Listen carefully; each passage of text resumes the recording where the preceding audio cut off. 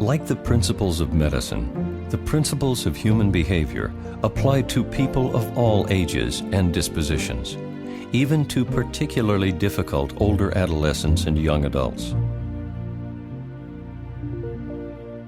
I was asked to speak to a group of at-risk high school students about the importance of self-management.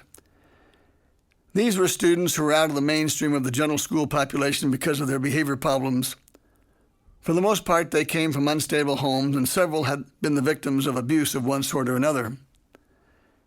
In the course of the presentation, I was emphasizing the importance of building into our lives that which is enriching and ennobling, including such basic, common social graces as saying and doing nice things to other people, beginning with members of our own family, even unpleasant members of our own family.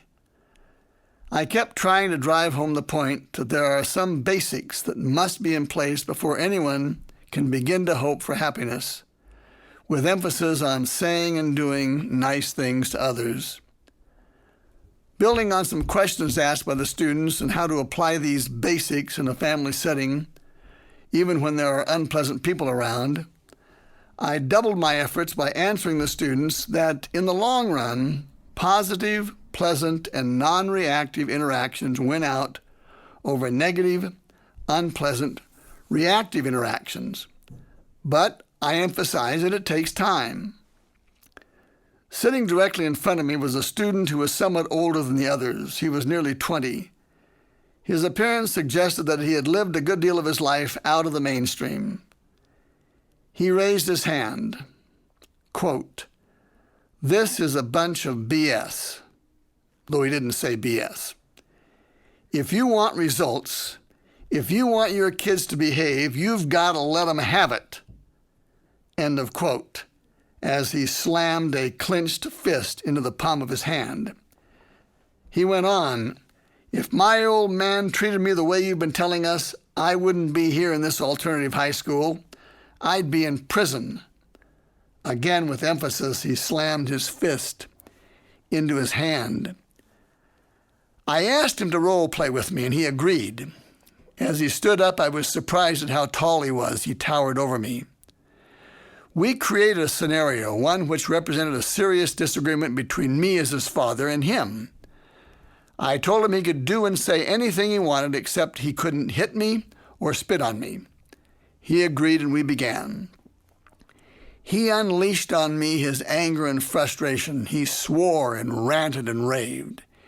It was quite a scene. At length, he exhausted his anger and stood before me seething. Unemotionally, I said, "I'm sorry you're upset, son.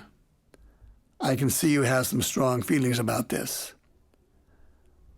For a moment, he was taken aback. He expected me to lash back at him, but no dice. He quickly regrouped, assaulted me again with every verbally profane insult he could muster.